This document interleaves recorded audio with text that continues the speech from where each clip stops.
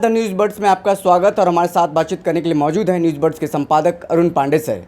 बिहार में 32 सीटों पर चुनाव हो चुका है, जो बिहार में 40 सीट हैं और ये आखिरी चरण का चुनाव होना है 1 जून को, जिसमें 8 लोकसभा सीट है और कई ऐसे सीट हैं जो हॉट सीट माने जा रही है। चाहे बक्सर की बात करें, चाहे आरा की बात करें, पाटलिपुत्रा की बात करें, पटना साहिब की बात करें, जहानाबाद की बात करें या फिर काराकाट की बात करें, नालंदा की बात करें, तमाम ऐसे सीट हैं जो हॉट सीट हैं। हम चर्चा करेंगे सर से कि इस बार एनडीए का क्या होने वाला है, इन 8 सीटों पर क्या कुछ रहेगा।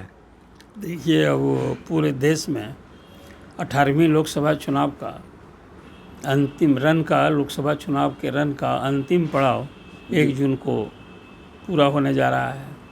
वो 1 जून को पूरे देश भर में 57 सीटों के लिए चुनाव होना है। मतलब अब देश में जो 543 लोकसभा की सीटें हैं उसमें 57 सीटें शेष रह गई हैं। उस चुनाव में होने के बाद 4 जून को नतीजे आएंगे और अब सबों की निगाह टिकी है कि एक और क्या, जो बीजेपी ने लक्ष्य रखा है 400 के पार, खुद 370 और फिर मोदी सरकार।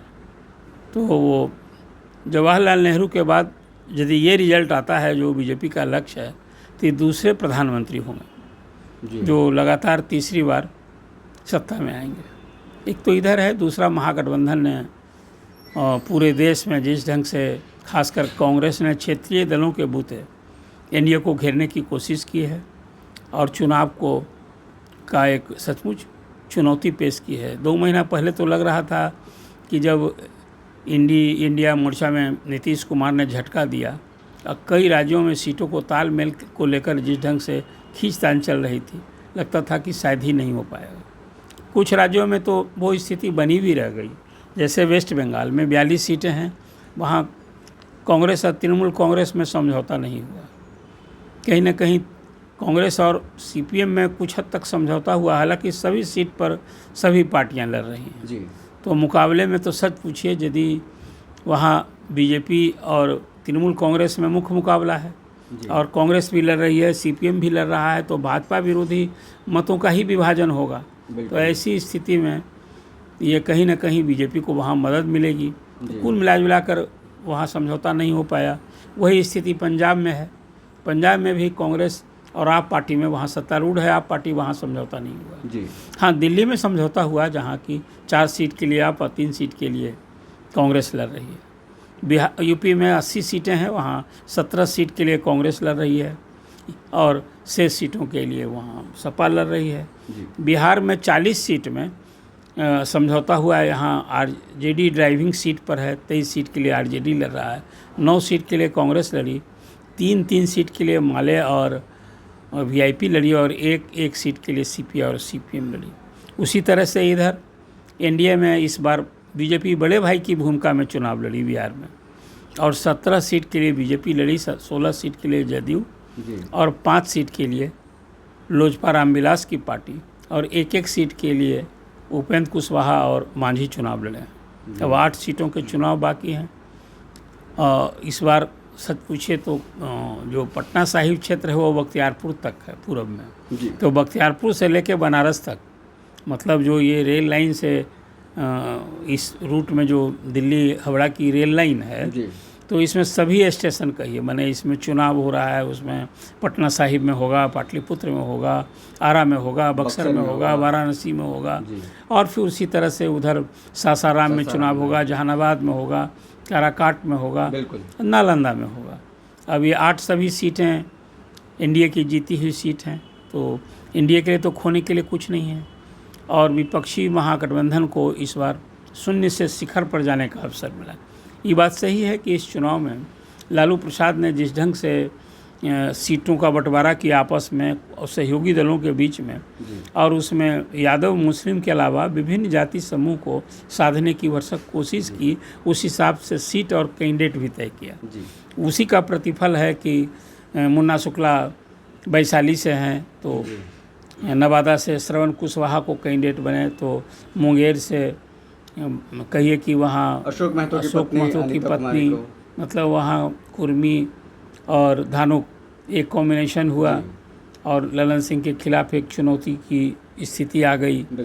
तो कई ऐसी सीटें हैं जहाँ वो इस तरह का सामाजिक समीकरण साधने की, सुपौल में ही देखिए वो सामान्य सीट है, लेकिन वहाँ राजद का कैंडिडेट शिवहर अनुसूचित जाति, तो उसी तरह से शिवहर में इस बार वहाँ ऋतु जायसवाल वहाँ हैं, वो वैश्य जाति से हैं। कुल मिला जुला करके लालू प्रसाद ने इस चुनाव में भरसक के खेल करने की कोशिश की। इसका देखना है कि इतना तो कहा ही जा सकता है कि बिहार में एनडीए के लिए इस बार महागठबंधन कठिन चुनौती है, और उसमें जो पिछले चुनाव में 39 सीटें जीती थी एनडीए ने, वो कठिन है। और अंतिम चरण के चुनाव में 2-3 सीट तो बड़ा दिलचस्प हो गया है, जैसे काराकाट की सीट, वहाँ तिकोनी लड़ाई है, वहाँ माले और उपेंद्र कुशवाहा हैं, वहाँ माले से राजा राम सिंह हैं, और वहाँ भोजपुरी फिल्म के स्टार पवन सिंह, वहाँ 3 ही लड़ाई है वहाँ। उसी तरह से आप बक्सर में भी आप कह सकते हैं कि वहाँ चतुष्कोणीय मुकाबला है। एक तो वहाँ मिथिलेश तिवारी बीजेपी के कैंडिडेट हैं, वहाँ सुधाकर सिंह आरजेडी के कैंडिडेट हैं, और आनंद मिश्रा आईपीएस ऑफिसर हैं, और ददन पहलवान भी वहाँ भिड़े हुए हैं। तो अब वहाँ इस बार मिथिलेश तिवारी को बीजेपी ने भरोसा किया है। अश्विनी चौबे वहाँ सिटिंग एमपी थे। कल प्रधानमंत्री ने पाटलिपुत्र क्षेत्र में विक्रम में कल की सभा, काराकाट में सभा की, और इस तरह से फिर वो उनकी बक्सर में सभा हुई। और कल की 2 सभाओं में प्रधानमंत्री ने तेजस्वी पर सीधे हमला किया, और यहाँ तक कि वो हमला में बोल गए कि भाई बिहार के जो शहजादे अभी हेलीकॉप्टर का चक्कर लगा रहे हैं, वो चुनाव के बाद उन्होंने जेल और जमानत, अब इसका उनको चक्कर लगाना होगा। ये सीधे हमला आप सभी जानते हैं कि तेजस्वी यादव खास करके ईडी के केस में और फिर सीबीआई के केस में, वो जो रेल में नौकरी के बदले ज़मीन, हाँ वो जो जॉब फॉर लैंड जिसको कहिए, में एक्यूज हैं, और उस केस में ईडी की कार्रवाई हो रही है, और ईडी पूछताछ का सिलसिला चल रहा था, जो अभी चुनाव में थम गया। तो कल लगता है कि चुनाव के बाद ईडी की कार्रवाई तेज हो सकती है। हालांकि कल तेजस्वी ने भी उसी ढंग से पलटवार किया प्रधानमंत्री पर, और कहा कि मैं बिहारी हूँ, बिहारी कोई गुजराती कोई बिहारी को नहीं डरा सकता है, और हम जेल जाने का, कोई कृष्ण भगवान भी जेल में, ये सब बात कहते हुए उन्होंने बड़े ही जोरदार ढंग से हमला किया है कल, और चुनौती दे दी एक तरह से कि भाई ज़रा हाथ लगाकर हम कोई ये यूपी, ये दिल्ली और झारखंड नहीं है। उनका इशारा था कि जिस ढंग से अरविंद केजरीवाल को या वहाँ हेमंत सोरेन को ईडी ने कार्रवाई की है, और वो हाँ सिटिंग, उसी तरह से उनका कहीं ना कहीं वो चुनौती भी दी है। अभी देखना होगा कि चुनाव के बाद, हालांकि प्रधानमंत्री तो हर सभा में कहते रहे हैं कि भाई भ्रष्टाचार के खिलाफ उनका 0 टॉलरेंस ये जारी है, और ये कार्रवाई चुनाव के बाद भी वो जैसा कह रहे हैं कि तीसरी बार यदि जनता ने आशीर्वाद दिया, मौका मिला, तो भी जो भ्रष्टाचारी हैं, जो देश को लूटा है, उसको वो नहीं बख्शेंगे। तो ये उनका एक तरह से कहिए वो इसकी गारंटी बता रहे हैं कि कार्रवाई होगी। कल थोड़ा निश्चित रूप से दूसरे ढंग से हमला था, वो हमला सीधे कहिए कि तेजस्वी पर हमला। बिल्कुल। तो 5 सीटों के चुनाव में जो बिहार में है वो आपने चर्चा की हमने, और सबों की निगाह टिकी है। फिर हलफिल यही मैं कहूँगा कि बिहार में इस बार एनडीए के लिए दावा तो भले एनडीए कर रहा है कि 40 सीट हम जीतेंगे, पिछले चुनाव में 39 जीतेंगे जी, लेकिन 39 सीट की संख्या नहीं रहने वाली है, उस सीटें घटेंगी। और उस बार जैसा मैंने आपसे कहा कि राजद को तो शून्य पर शिखर पर से जाने का अवसर आया है। निश्चित रूप से इस चुनाव में राजद भी अपना रंग दिखाएगा, और तेजस्वी ने तो अकेले एनडीए के दर्जन भर नेता प्रचार किया बिहार में। बिल्कुल। लेकिन तेजस्वी ने तो अकेले 225 सभाएं की जी, और सबों में वो जोरदार तरीके से हमला बोला। उसमें हर चुनाव में वो नौकरी को एजेंडा बनाकर रखा तेजस्वी ने कि बिहार में वो जो 17 महीना का जो उनका डिप्टी चीफ मिनिस्टर के रूप में कार्यकाल रहा, उसमें उन्होंने नौकरी का जो वादा किया था कि हम 10 लाख सरकारी नौकरी देंगे, उसमें 3 लाख से अधिक सरकारी नौकरी दी जा चुकी थी। मुख्यमंत्री भी उसको इस श्रेय ले रहे हैं तेजस्वी, इस पर उनको बड़ा ही असहज होते हैं, हमला बोलते हैं और कहते हैं किया हमने, और उसका तेजस्वी श्रेय ले रहे हैं। और फिर दोहरा रहे हैं कि चुनाव के बाद जैसा मुख्यमंत्री ने कहा है कि 1 लाख और नौकरी मिलेगी, और विधानसभा का जो चुनाव नवंबर 2025 में होना है उस समय तक और 5 लाख सरकारी नौकरी मिलेगी। मतलब बिहार में सरकारी नौकरी की बहार अभी रहने वाली है। साथ साथ एक मुद्दा जो आपको याद होगा, शिक्षक की जब नियुक्ति हो रही थी तो डोमिसाइल नीति एक बड़ा प्रमुख मुद्दा रहा था जी। और बिहार के जो शिक्षित बेरोजगार युवक हैं वो डोमिसाइल नीति के हिमायती हैं। कई राज्यों में डोमिसाइल नीति लागू है जी। अब मुझे लगता है कि विधानसभा का जब चुनाव होगा तो डोमिसाइल नीति भी एक मुद्दा उभर सकता है।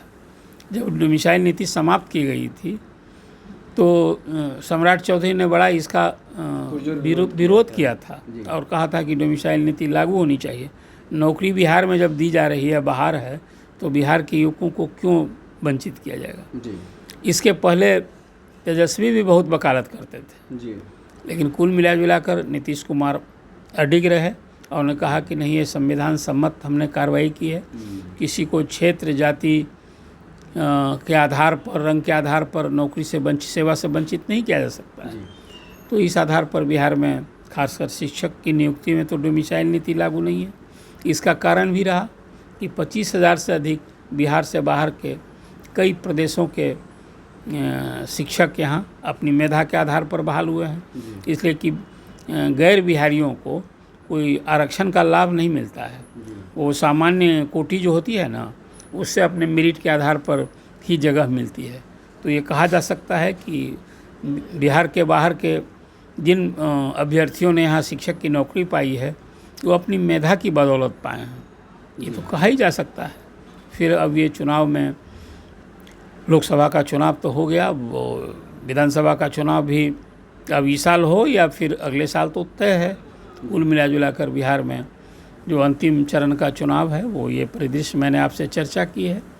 और बिहार में फिर मुझे लगता है कि विशेष राज्य का मुद्दा, सरकारी नौकरी का मुद्दा, फिर यहाँ विशेष पैकेज का मुद्दा, यहाँ सर्वाधिक आरक्षण लागू है बिहार में जी।